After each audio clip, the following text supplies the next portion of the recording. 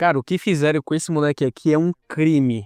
Ele não tinha nada a ver com a história e olha só onde ele foi parar, mano. Tá brincando comigo, pegadinho? Cola comigo aqui que eu vou te contar exatamente o que aconteceu com esse moleque aqui, mano. Fica ligado. A nossa história começa com o Takumi sendo convocado aleatoriamente para outro mundo.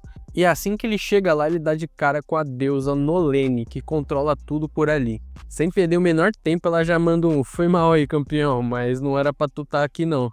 É mesmo, é? Pois é, parece que rolou um tipo de bug e ele foi puxado por engano pra esse rolê todo. O cara não tinha nada a ver com o que estava acontecendo ali.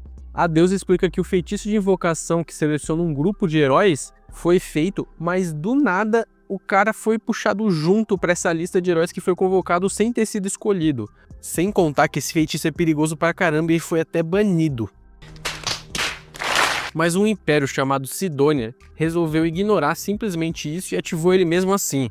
A deusa até tentou impedir, mas não conseguiu. E foi assim que o Takumi, o nosso herói, acabou sendo invocado nesse mundo aleatoriamente. O nosso prota fica se perguntando para onde é que foram as outras pessoas que foram invocadas junto com ele. E a deusa explica que eles foram transportados para o Império, onde o feitiço foi ativado efetivamente. Ele percebe que tudo isso foi um grande erro e pede para ela mandar ele de volta para casa. Mas é aí que vem o grande problema. A deusa ficou tão pistola que usaram o feitiço que ela tinha proibido que ela simplesmente deu um jeito de nunca mais conseguir usar ele. Ela simplesmente apagou o feitiço da face daquele mundo. Fazendo com que fosse impossível usar esse feitiço de novo. E pra piorar, mesmo que houvesse um jeito dele voltar, o Takumi já não tem mais um corpo pra ele voltar pro mundo original. O corpo dele foi desintegrado quando ele foi invocado pra cá. E agora bate o desespero. O que ele vai fazer da vida dele? É então que a deusa sugere que ele recomece a vida nesse novo mundo. O Takumi fica se perguntando se ele vai ser enviado também para aquele Império da Sidônia, mas ela disse que o Império já não era o lugar para ele. Como ele não foi escolhido para ser um dos heróis a ser invocado, ele simplesmente ia se ferrar se ele fosse para lá. Para compensar toda a burrada que ela fez, ela simplesmente fala que vai mandar ele para uma outra nação e vai colocar todas as bênçãos e proteções que ela pode dar para ele. Tudo isso como um pedido de desculpa pro erro dela. Também é o mínimo, né? O moleque já perdeu o corpo, não pode voltar pro mundo dele, ainda vai ter que ficar se ferrando no mundo que ele nunca viu. Pô, o mínimo, né? É a verdade. O nosso prota ele já fica preocupado porque ele fala pra ela que não manja de como que ele vai lutar contra monstros, mas a deusa garante que ele tem todo o suporte necessário. Essa daí vende o curso bem, filho. Ela fala pra ele conferir os status. Assim que ele olha, ele já fica meio abismado e quase cai pra trás. Nesse novo mundo, ele volta com um corpo de 17 anos. Já no seu mundo original, ele tinha 40. Ele viveu uma vida sofrida, trabalhador de escritório. E a deusa manda ele esquecer o passado e informa que ele deve escolher um novo trabalho de combate ou de produção para viver esse novo mundo. Pensando numa vida pacífica, longe das tretas, o nosso prota escolhe produção. Então a deusa dá um monte de itens e habilidades úteis para ajudar ele nessa vida. E também teletransporta ele para um reino. Logo que ele chega nesse reino, a primeira coisa que ele faz é dar uma olhada no reflexo dele na água. E assim que ele se vê, ele já fica em choque com uma aparência completamente diferente da que ele tinha antes. Mas ele acha que ele tá até mais bonito do que na vida passada, viu? O cara até que voltou com um rosto melhor. Sem perder muito tempo, ele já começa a testar as novas habilidades dele. Ele encontra um pedaço enorme de madeira de alta qualidade que normalmente se consegue em monstros de madeira e decide usar sua habilidade de ferreiro e transforma isso numa lança. Logo depois ele já encontra um monte de erva útil, mas ele tenta pegar tantas que não cabem nem na bolsa. É aí que ele lembra que ele ganhou um presente da deusa Nolene. É o que eles chamam nesse mundo de Item Box.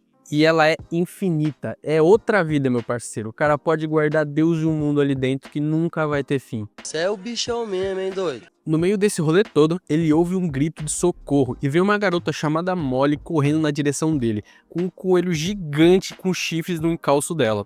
Sem muita opção, ele se defende e num golpe de sorte, ou talvez graças à bênção da deusa, ele consegue derrotar o bicho com a sua lança recém-feita.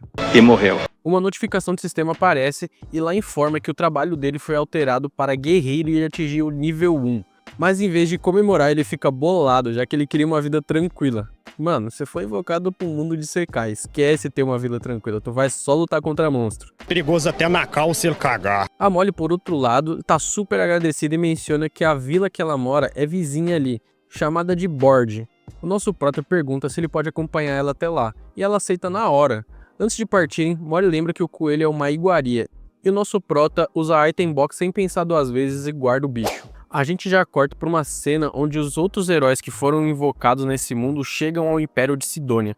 Eles são recebidos pela primeira imperatriz, Elizabeth. Ela diz que eles foram convocados para salvar o mundo. Padrão de Isekai, né? É para derrotar o Rei Demônio ou para salvar o mundo. É claro! Mas no final das contas ninguém entende direito o que tá rolando ali.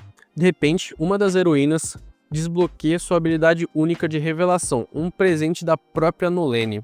A habilidade dela diz para ela seguir os seus instintos, e como se fosse o sentido aranha apitando, os instintos dela gritam que a Elizabeth não é nem um pouquinho confiável. Mas também, olha a cara desse lugar e olha a cara dessa mulher. Fala pra mim, cara, tu confiaria nisso daí? Eu não confiaria mais nunca. Eu também. De volta à vila, o Takumi conhece os pais da Molly, chamado Banga e Marta, que agradecem por ter salvo a sua filha no meio da treta toda que rolou na floresta. Takumi aproveita o momento e pergunta se ele pode ficar na vila por algum tempo, e eles aceitam numa boa. O ferreiro bobo menciona que há muito minério na área, o que anima ainda mais o Takumi. A vila decide construir uma casa para ele, já que na vila ali não tinha nenhuma casa que ele pudesse utilizar. Ele tenta ajudar usando magia de terra para nivelar o solo, impressionando geral com a magia dele, mas quase esgota sua mana no processo. Depois da casa finalmente pronta, ele mobília todo o interior dela com as suas habilidades de ferreiro e carpintaria.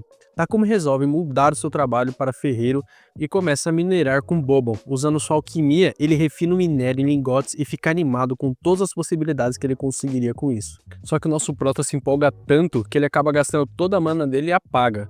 Cara, eu não nem julgo, porque se eu tivesse no mundo de fantasia, eu também ia fazer a mesma coisa.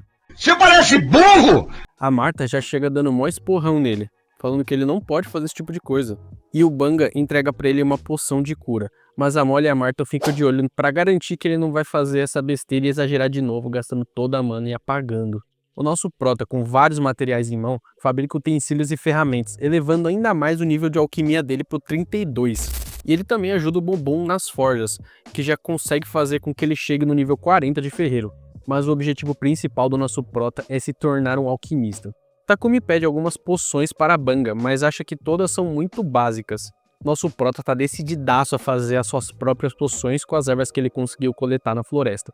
O Banga promete para ele que ele vai comprar algumas se ele conseguir fazer com que elas dessem certo. Misturando as ervas que ele tinha pego com água, ele percebe que sua poção tem uma cor um pouco diferente e emana um pouco de mana. Ele suspeita que isso aconteceu porque ele usou magia de água, mas antes dele conseguir testar, resolve aumentar sua resistência comendo ervas aleatórias. Porque sim, né? Qual o sentido? Só assim. E como se a ideia já não fosse idiota por si só, ele quase vai de arrasta porque come uma erva venenosa. Ele só se salva porque ativa sua magia de cura. De bônus dessa situação toda, ele ainda consegue desbloquear a magia de purificação. É o protagonismo atuando pro menino, né? E aí no meio dessa loucura toda, surge um javali blindado gigantão atrás dele. O cara tenta até atacar, mas nada funciona. Quando ele já estava prestes a dizer adeus, ele vê que tem uma aranha venenosa ali escondida na moita. Ela já ataca o javali, mas nem o veneno dela faz efeito. O Takumi então ativa sua intuição e percebe que só tem uma única saída. Quando o javali avança, ele pula e usa a alquimia para desintegrar ele, mas com o impacto da magia, ele é arremessado longe. Depois que ele consegue finalmente abater o javali, ele se recupera e decide que vai ajudar aquela aranha que tá ferida, já que ela tentou ajudar ele e salvar ele também, né? E aí que vem outra surpresa. O cara consegue simplesmente domar uma aranha, cara. Ela vira o petzinho dele. E ele dá o nome de Maple pra ela, por conta do desenho que tem nas costas dela. Eles voltam pra vila e aí ele chega com o javali derrotado e impressiona todo mundo que tá lá. Mas quando eles veem a aranha no ombro dele, geral fica em choque, sem entender e com medo. No final, eles fazem um grande banquete com o javali que ele caçou e o Banga presenteia o Takumi com a pele e os itens dele para vender na cidade. Enquanto isso, aquela deusa inútil que não conseguiu nem mandar ele de volta pro mundo dele, fica só ali de camarote observando tudo, satisfeita com o progresso que ele tá fazendo nesse novo mundo. Mas a assistente dela solta a real. Além de dar um corpo especial e as bênçãos pro Takumi, a Nolene na verdade viu ele um ano no passado, antes do Império Sidônia ativar aquele feitiço de conjuração. E aí, quando perguntam o motivo dela ter feito isso, ela simplesmente dá um sorrisinho maroto sem falar nada. O que será que essa deusa aí tá planejando, cara? O Takumi acorda da manhã seguinte sentindo que tem algo errado. Ele se debate e é aí que ele se dá conta que ele tá completamente preso em um casulo de teia. Ele olha pra Maple que o encara de boa, mandando: "Pô, Maple, na moral que tu fez isso?" Mas a aranha toda enciumada diz que ela só fez isso porque ele nunca tem tempo pra brincar com ela. O Prota, se sentindo culpado, fala que ele tira um tempinho pra brincar com ela, ele promete. Mas antes que ele consiga sequer sair dali, a Marta entra no quarto e fica chocada com a cena ali. Takumi, desesperado, explica que a Maple não tentou devorar ele, mas a Marta nem liga pra isso, ela tá interessada na seda de qualidade da aranha. A gente descobre que a seda dela é usada pra fazer roupas, mas é tão rara que só os nobres podem pagar. A Marta pede pra Maple produzir um tipo de seda mais elástica e o nosso Prota simplesmente pensa que não vai dar certo, eles não vão conseguir se comunicar a esse ponto. Mas a Maple, sendo a lenda que é, aceita o pedido sem problemas e começa a produzir a seda. Só que agora o papel se inverteu, ela que prometeu brincar com o Takumi depois, já que agora ela tá focada na missão de produzir a seda premium. Sem muito o que fazer, o Takumi decide que vai voltar ao trabalho. Já faz um mês que o nosso Prota tá na vila, mas ele sente que precisa sair e aprender mais sobre alquimia.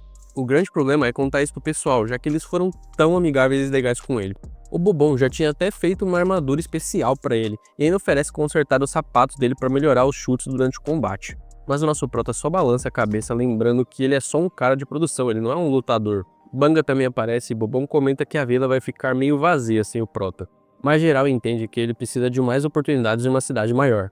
Bang então informa que um mercador chamado Papek está chegando para a vila, e o Bobão já adianta que eles já deixaram tudo no esquema pro Takumi ir com ele. O protagonista fica emocionado com a consideração que todo mundo tem por ele. No caminho ele tromba com a Marta, que tá carregando uns pedaços daquele coelho que ele caçou, e comenta como a carne é boa, mas ela suspira e diz que infelizmente eles precisam jogar tudo fora. Porque não tem estrutura para processar o animal. Takumi então oferece sua magia de purificação, e Marta quase cai para trás, descobrindo que ele pode usar magia de luz. Ela pede para ele manter isso completamente em sigilo, já que poucas pessoas têm essa habilidade no mundo. E os que possuem podem ganhar uma fortuna só usando essa magia. Ah, filho, se eu fosse eu, era a primeira coisa que ia contar pra geral. Falei, rapaziada, quer uma purificaçãozinha em 1 milhão. Nos próximos dias, o nosso Prota usa seus poderes para conseguir melhorar ainda mais a vila, garantindo que tudo esteja em ordem antes dele meter o pé. Quando o Papek chega para vender os produtos, ele fica de queixo caído com quanto a vila se desenvolveu nesse pouco tempo. O Banga, sem perder muito tempo, já apresenta o Takumi para ele. E antes deles partirem, o Prota entrega para Banga uma poção de cura e avisa que deixou mais de 100 na casa dele.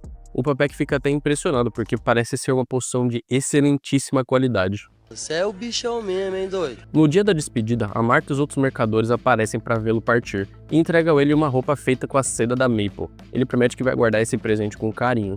O Papek nota que o Takumi tem um bom relacionamento com os moradores, e um dos guarda-costas dele fica emocionado até o ponto de chorar.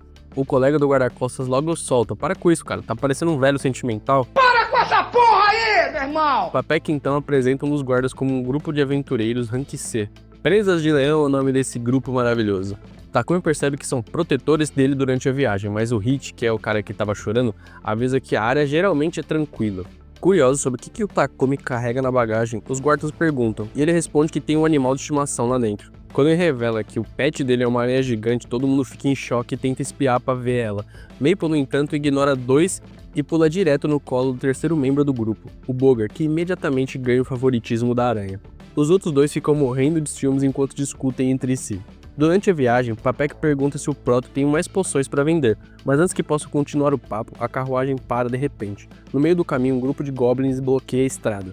O grupo Grande Presas de Leão fica animado, afinal lutar contra monstros é o que eles fazem de melhor. Já o Prota, por outro lado, está chocado ao ver goblins pela primeira vez na vida dele.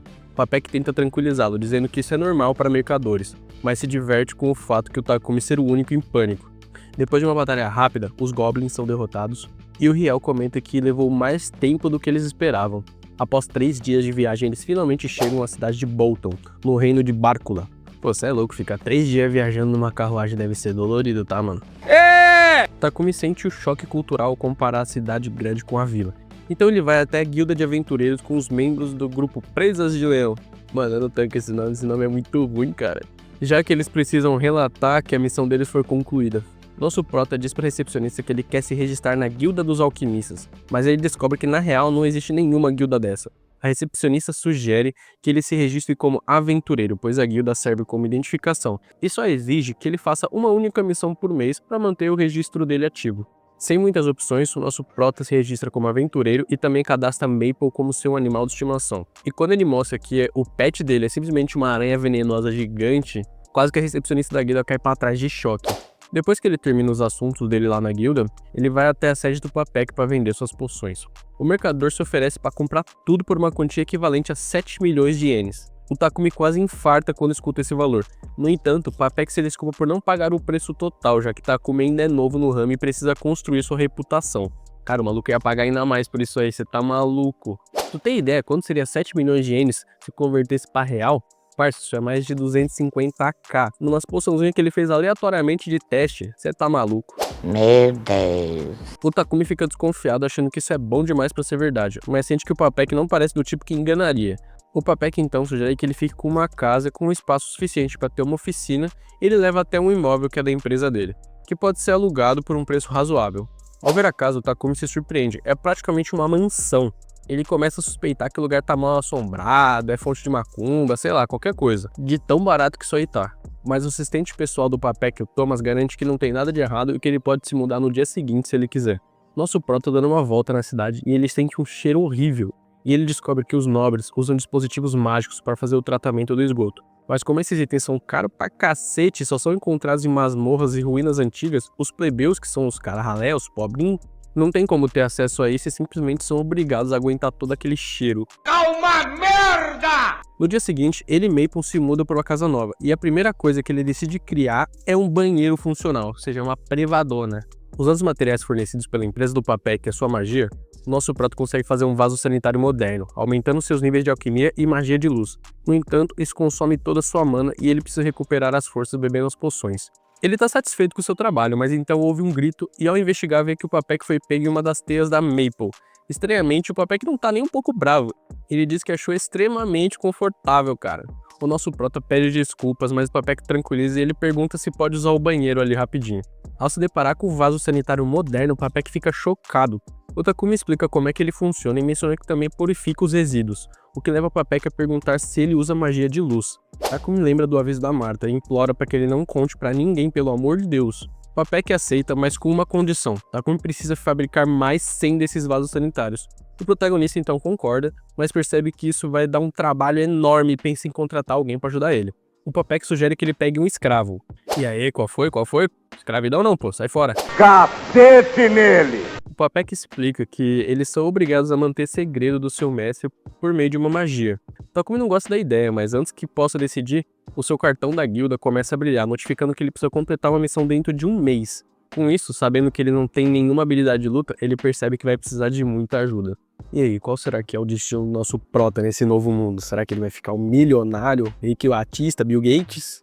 Não sei. O cara vai pegar um escravo, será, mano? Então fica ligado aí que no próximo episódio eu vou te mostrar tudo. Já sabe, né, meu querido? Já deixa o teu like, teu comentário, mano, se inscreve aí pra não perder os próximos vídeos e se liga nisso que eu tô deixando aqui pra você ver, mano. Isso aqui tá absurdo, vai lá dar uma conferida. Falou, irmãozinho, tamo junto.